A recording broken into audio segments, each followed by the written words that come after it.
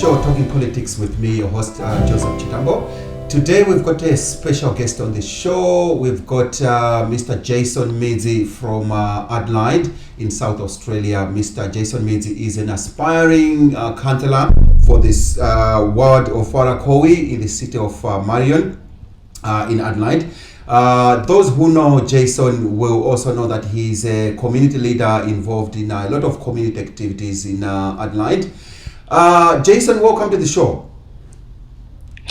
Thank you so much. Thanks for having me. Thanks Mutaba TV. It's nice being here. Right, you are aspiring to be a councillor in Warracowie ward in the city of Marion. Would you want to tell us a little bit about yourself? Because obviously people would want to know who Jaison Midzi is.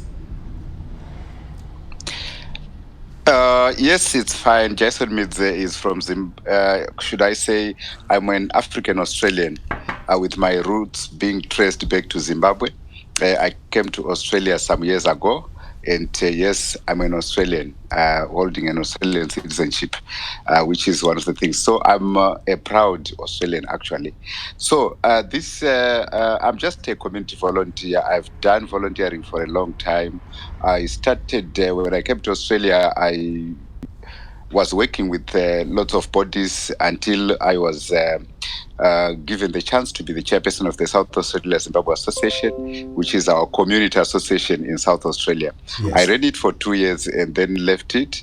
And also I joined many other African bodies like the African Communities Organization of South Australia. I also worked with currently I'm the chairperson of the Divine Orchestra Music Ministry. And I also volunteer in the city of Marion for some activities, sporting and also music house. I'm also a musician as well. Oh, that's impressive. I mean, from what you have just described, what you have just told us about yourself, that it shows that you are really someone who is really active in community activities. I guess what people would want to know as well, and potential voters out there, is what motivated you to want to be elected as a councillor for Warracowie ward in the city of Marion? Basically, should I say it's talent identification. So what happened is that I was just going about my usual volunteer business, like in our organization, Divine Orchestra Music Ministry. I'm the current chairperson of it, and I'm also the founder of it. It's an organization which serves all Australians. We support youth with disabilities and vulnerable youth in general through music and art. So as I was just presenting one of our programs to one of the councillors in the city of Marion, which we will be running in October, one of the aspiring candidates for the mayor in November, she's called Janet Byram. Yes. She's a councillor, but she's an aspiring candidate. She said, you need to come to council. Wow, that's impressive. You have what it takes to join council. So me, I didn't have that in my mind that I needed to join council, but I was invited to join council. Because somebody identified, the potential that you have. Yes, the deputy mayor of the city of Marion identified me and said, look, your presentations are so good. You are somebody we would want to have on our council board. Can you go and talk to the mayor and see what opportunities are there? That was the deputy mayor, Janet Byram, talking to me. So I went to the mayor's office. The mayor for the city of Marion is called Chris Hanna. Chris Hanna knows me personally because I've been volunteering in the city with some musicals and also non-musicals.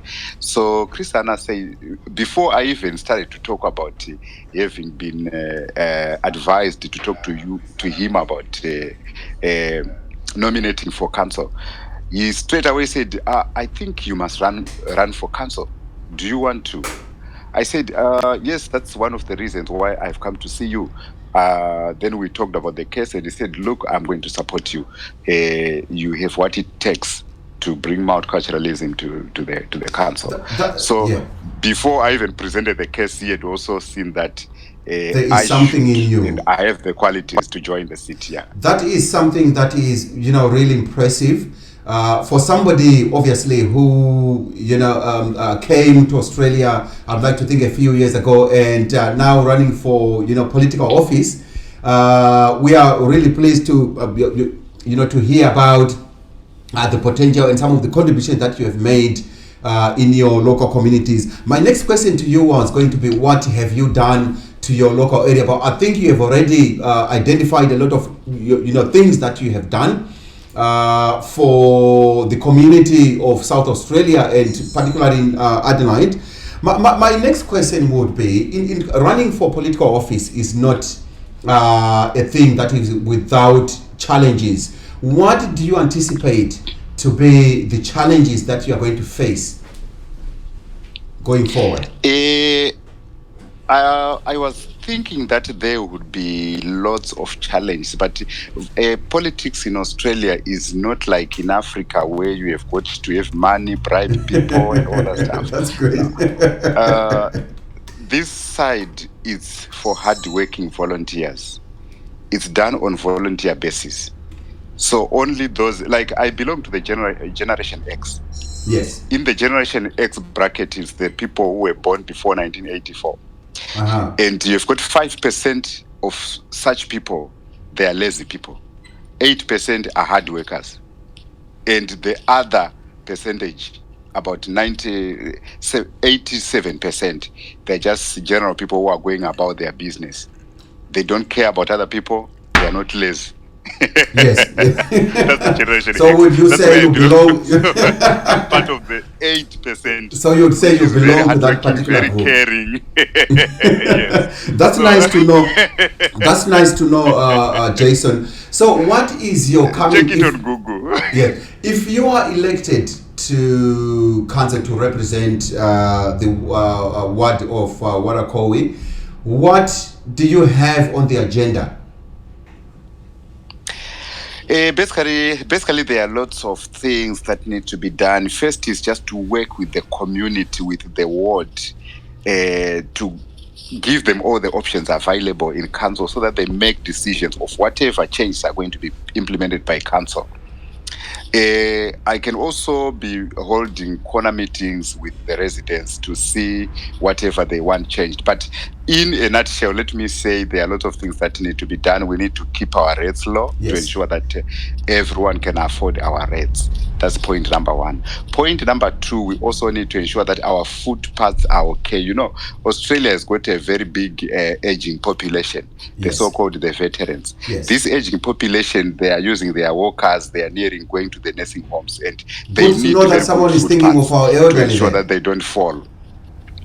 Yeah, you cannot run away from them because there are so many. Yes. So they need our care, and care is not only to pick them when they have fallen and you take them to the hospital. It's to ensure that their paths and everything is safe for them. So that's, we are going to encourage council to say, look, let's ensure that every path is good, is clear of any tripling factors that can make our own people to fall and have these injuries that are necessary. Yes. And also we have lots of things. I want to keep this, to make this city vibrant. My vision is, if you look at in Adelaide city, the metropolitan, is the most vibrant one. Well, I know there are plenty of churches Marion over there. Yes, so Marion will be the next vibrant city. Yeah. In South Australia. Oh, brilliant! That's good to hear. So, in terms of obviously going forward, when are these elections going to happen, Jason? Would you? These elections are going to be held in November, so they will be held by postal votes. So what is going to happen is that the ballot papers will be posted to people's houses by council, and then yours is to put an X and post back. Posting is free; you don't pay anything. Oh, brilliant! That's well, simple. I mean, very easy. Obviously, what you have to do here is convince people to put the X, alongside your name. And I can see that you have done obviously a lot of groundwork there. You know what you are going to bring to the to the ward, and you know what issues people are facing there.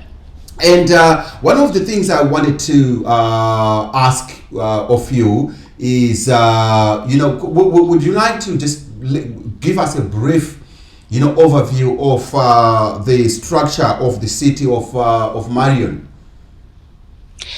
Basically, the city of Marion is run by 13 people, the mayor and councillors from 6 wards. So every ward is supposed to have 2 councillors who are elected. Right. So one of these 6 wards is the one that I am in, which is Warracowie ward. So Yes. 2 of us should be elected into office by November. Yes. So that's the structure of it. So 12 councillors plus the mayor. Oh, brilliant. Well, Yes. We're hoping that you will be one of those 12, Jaison. And, usually when people campaign for political office, they, join a political party. Some people obviously independent. What is your situation? I was a paid up Liberal Party member. I had to let my membership lapse because local government elections or local government is run by volunteers, not by politicians or people from political parties. So there is no Labour Party, there is no Liberal Party here. It's volunteers, pure. Oh, okay. So was it a condition of you running for councillorship that you have to let your membership lapse? That's condition. You cannot. Political parties are not supposed to run for any office in local government. Oh, so if you want to participate in local government elections as a member to be elected, you have to let your political party membership lapse and you become a free agent. A free agent. So at the moment, I'm a free agent. I'm not associated with the Liberal Party anymore. Oh, okay. Well, I guess it's a good thing though, because one doesn't have to carry, the burden of a political, for a political organization that may have a lot of, issues going on among its members that, people might not be happy about. So I guess it's a good thing that, in order to run for councillorship, one doesn't have to be a member of a political party. It's a very good thing because it shows how hardworking you are, and councillors and mayors, they are people who are very hardworking, who receive community approval in whatever they do. So basically, it's a lot of work. Like if you were to look at the electorate, the Warracowie ward, it has got about 20,000 registered voters, and I've got to knock on every one of those doors. And have you been doing that so far? I'm in the process of doing that every day. I go out, I talk to people, they give me their side of the story, what they want council to do and councillors to do, and we're just doing just like that. Oh, and how is the reception being towards you? The reception has been very good and very overwhelming.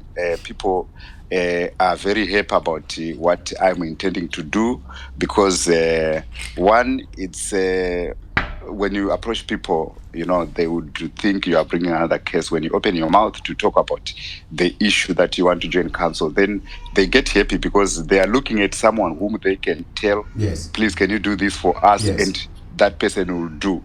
Yes. So they are looking at me as a person who can do things. And someone who can listen to the electorate are looking at me. And someone who can listen to what they have to say and, take seriously, the issues that they want to be addressed. That's very, very correct. Basically, I'm a person who listens a lot when someone is talking because of my background, my work. I work in mental health. So that is a very good attribute, Jaison. In obviously, when someone is running for political office, which is, local government is, a political office, obviously. Politicians are not very well known for listening, but it's a good thing that you obviously are different in that regard. Finally, Jaison, I've got an issue here.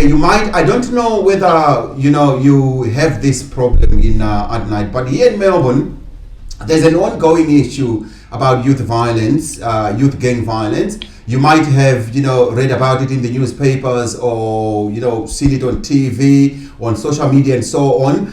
What would be your advice to the people in Melbourne, like, the councillors in Melbourne, the politicians in Melbourne, in order, to resolve this issue of youth gang violence? Okay, that is a very good question, and it's a very, very important question. We have been very exemplary in South Australia. What I can say, South Australia has never had issues of gangsterism and youth violence. I'll come back to your question. Yes. Now, the reason being, in South Australia, there are hard-working volunteers in community leadership who implement the right programs for the youth. Mm-hmm. Our youth are constantly and daily engaged through sports and music and academic activities. So for them now to be found hooking up for bad reasons, it has not happened.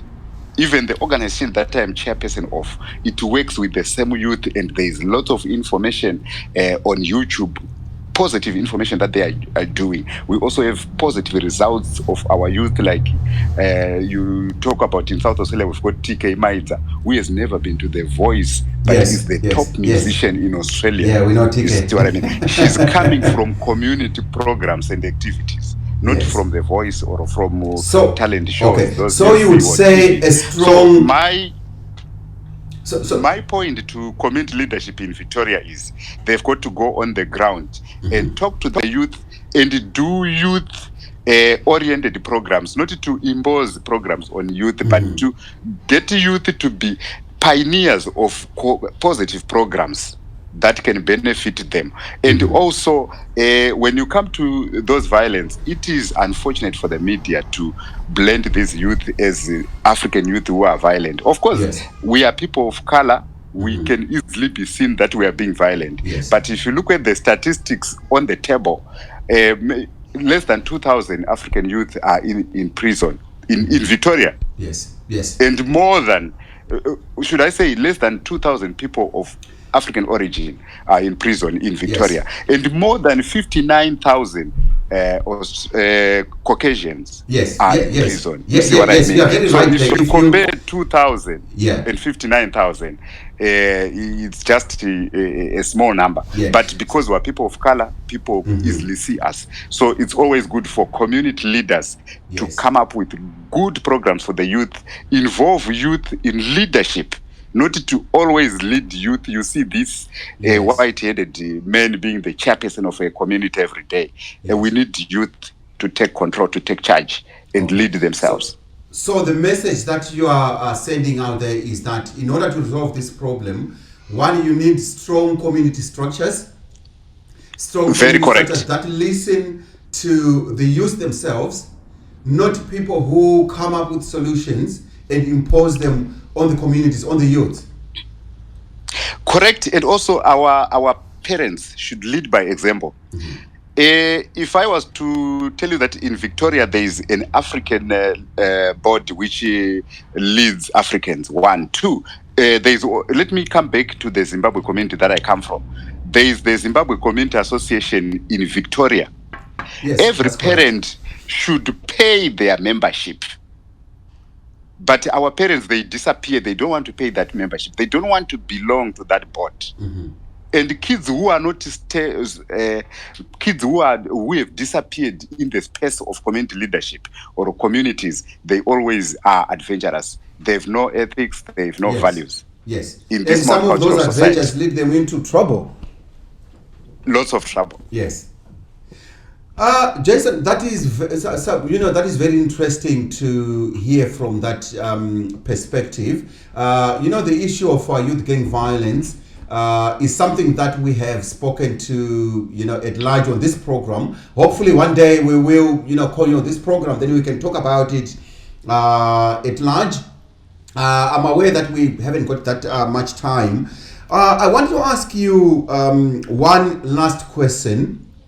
What is your message to the people of Warracowie? What would you want to say to them? What I would like to say to the people of Warracowie is that they should know that there is a new voice on the table which they need to vote for. Yes, we know there are people who have been in council for some time, and there are voices which they've been hearing for some time. But what we have brought ourselves, or what I have brought myself, is a difference. It's that difference that they should take advantage of and vote for and put on the table in council, so that there is, a wide variety of things that the council can benefit from. We are armed with experiences from where we were born, experiences from the jobs that we work in this country, experience from the volunteering that we are doing every day across all cultures and races. So those experiences, I have them. They should vote for me if they can. We will do something. We will make Marion great. We will make it very great. Wow, Jaison, that is a strong message out there. I mean, I like the fact that you say, look, we need diversity, obviously. We need new ideas. And if there is a chance out there that people could vote somebody with different ideas, with new ideas, then obviously the message will be, give that person a chance. Let them show you what they can do, and we would want to wish you the best, the very best in the election in November, Jaison, and hopefully we can have you back on the show at some point. And like I said before, all the best for the election, and I'm sure that you will do a great job if elected with the Marion City Council. Thank you so much, Mutapa TV, for having me. Being nominated and being identified by the mayor and the deputy mayor who are currently sitting has been a victory already for myself, and I'm very excited about that. Losing the elections or winning the elections that are coming is an added thing on my table, but already I've won already. So we are celebrating. Okay, let's keep the celebrations a little bit low until November, okay? But we wish you the very best, Jaison. Thank you very much for having me. You're doing a great job with Victoria. You take care.